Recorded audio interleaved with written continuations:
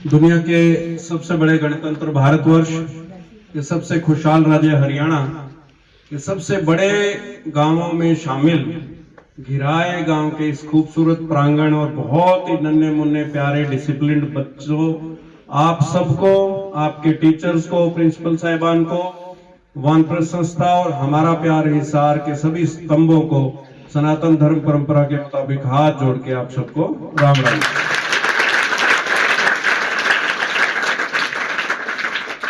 बहुत बहुत आशीर्वाद आपको। बहुत सी बातें हमारा प्यार हिसार संस्था के, वानप्रस्थ संस्था के साथियों ने कही हैं, उन पे बेटा अमल करना। आपने अच्छे से सुना है, अमल भी कर लेना।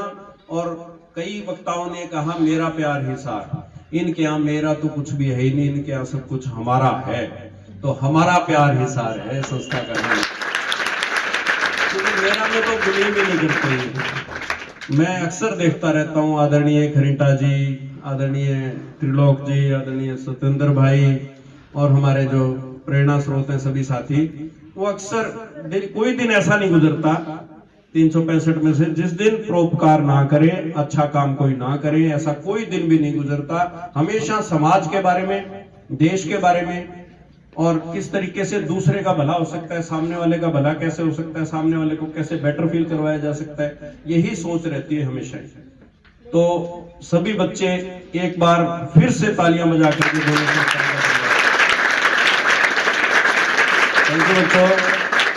कहते हैं ना कि जो भरा नहीं है भावों से बहती, जिसमें रसधार नहीं, हृदय नहीं वो पत्थर है जिसमें स्वदेश का प्यार नहीं। तो प्यार शब्द इनके संस्था के नाम में भी है, अपन तो भी है, अपनापन है, और आगे बढ़ने के लिए और सबका जीवन, बिकॉज हमारा सबका जो लक्ष्य क्या है, ease of living, raising the standard of living, सबके लिए अच्छा हो। सर्वे भवन्तु सुखिनः सर्वे सन्तु निरामया, ऐसा ही बोलते हैं ना जी, संस्कृत वाले मैडम ज्यादा बता सकते हैं। तो ये चीजें जो है बेटा, वसुधैव कुटुंबकम, हम पूरी दुनिया जो है वो एक परिवार है, इसी में हमने बिलीव करना कि अगर किसी पड़ोसी को दुख है तो ये समझो कि अगला नंबर हमारा है, हमें भी बराबर का दुख है। इसलिए कुछ भी करो, ये सोचो कि कैसे भला हो सकता है सबका। एक दूसरे को मार काट, एक दूसरे को बुरा बोलना, गलत बोलना, और बल्कि मैं हमारा प्यार हिसार संस्था से ये निवेदन करना चाहूंगा कि एक ऐसा अभियान चलाएं, स्वेटर वितरण करते हैं, शूज वितरण करते हैं, बहुत भलाई कर रहे हो, ब्लड डोनेशन भी, क्लोथ डोनेशन, कि एक ऐसा अभियान चला लें कि गालियां देने का चलन सा हो गया है। अक्सर हमने देखा आसपास बात कर रहे हो, 4 युवा खड़े हो, कहीं चाय की दुकान पे खड़े हो, बार में बैठे हो, कहीं बैठे हो, दुकान पे हो, बस में हो, ट्रेन में हो, गाड़ी में अकेले जा रहे हो, या 4 लोग साथ में हो, कुछ भी, तो मतलब एक अपने आप को बड़ा या पता नहीं ताकतवर या कैसा दिखाने के लिए गालियों का जो प्रयोग है, तो जितना गंदगी से हमें दूर होना है उतना ही एक अभियान चलाएं कि कोई ना अकेले में, ना कोई गुस्सा आए तब, ना फ्रेंड सर्कल में गाली बिल्कुल भी ना। एग्री करते हो बच्चों? इस बात पे चर्चा करना जरूरी है, क्योंकि अक्सर इसको फैशन के साथ जोड़ दिया जाता है, जो कि मेरे ख्याल से उल्टा होना चाहिए। ठीक है बच्चों, तो आज से आप लोग तो देखो, अब आपको शिक्षा दे रहे हैं, बड़े होने का मतलब ये थोड़ी हम आपको शिक्षा देते रहे, हमें खुद को भी सिखाना होगा, खुद को भी समझना होगा। ठीक है जी, तो आज से एक अभियान शुरू है सर, कि कोई गाली ना दे किसी को, रोको किसी को, टोकना बंद कर दिया, आप टोकना बंद ना करें।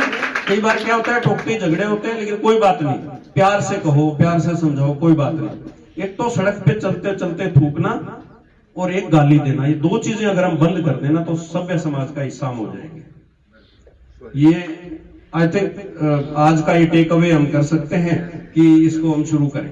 अभी 81 का बोल रहे थे साहब, 81 सर, 81 को इधर पलट दो थोड़ा, 18, आप थोड़े से दिन पहले 18 के थे।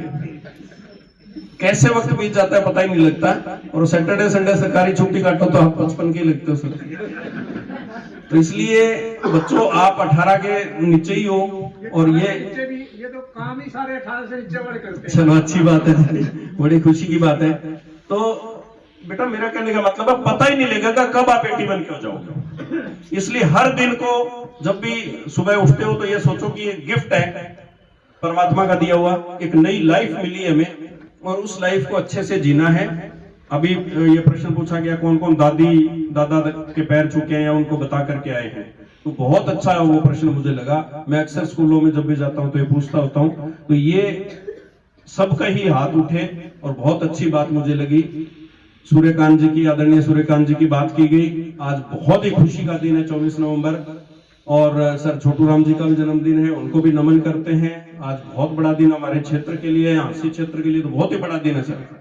आदरणीय खरीटा जी, आपने ये वर्णन करके हम सबको जो है ना खुशी को डबल कर दिया, हम सबकी खुशी को, कि एक सरकारी स्कूल में पढ़े हुआ बच्चा, इससे ऊपर पद नहीं है। जो राष्ट्रपति को शपथ दिलाता हो उससे बड़ा पद क्या होता है? सबसे बड़ा पद राष्ट्रपति, और राष्ट्रपति जी को शपथ कौन दिलाते हैं? सर्वोच्च न्यायालय के मुख्य न्यायाधीश। तो वो आपके पास के स्कूल के सरकारी स्कूल से पढ़ करके गए हुए, तो इसलिए जो किताबी बातें थी वो किताबी नहीं रहेगी, असल में मूर्त रूप ले लिया। और खिलाड़ियों का वर्णन किया, यहाँ के जो भी खिलाड़ी हैं उनको मैं धन्यवाद करता हूं कि उन्होंने गांव का नाम रोशन किया है। और सच्ची बात है बेटा, पहले कहते थे पढ़ोगे लिखोगे बनोगे नवाब, खेलोगे कूदोगे होगे खराब। क्या कहते थे? पढ़ोगे लिखोगे बनोगे नवाब, खेलोगे कूदोगे होगे खराब। अब ऐसा नहीं है। आदरणीय खरीटा जी ने, आदरणीय हमारे त्रिलोक जी ने, सत्येंद्र जी ने जो भी उदाहरण दिए हैं, सर ने जो उदाहरण दिए वो सब खिलाड़ियों के थे। साइना नेहवाल का कह लो, स्वीटी बुरा का कह लो, और एक चंदगी राम जी हमारे पड़ोस से हुए, और यहाँ के क्या नाम था, जंग बहादुर जी। तो ये सब खिलाड़ियों के नाम लिए। जीवनी देवी जी, पढ़ाकू का नाम शायद ही एक सूर्यकांत जी का हमने ले लिया, चलो सबने अच्छी बात है, बहुत बड़ी बात है, पर एक सूर्यकांत जी और 5 खिलाड़ियों का नाम लिया गया। इसलिए खेल बहुत जरूरी है बच्चों। एक इंडोर गेम खेलोगे और एक आउटडोर गेम जरूर खेलोगे। फुटबॉल, कबड्डी, कुछ भी हो सकता है, बैडमिंटन हो सकता है। एक गेम जरूर आउटडोर खेलना है और एक गेम इंडोर, चाहे चेस हो, कुछ भी हो सकता है। ठीक है बच्चों, पक्का?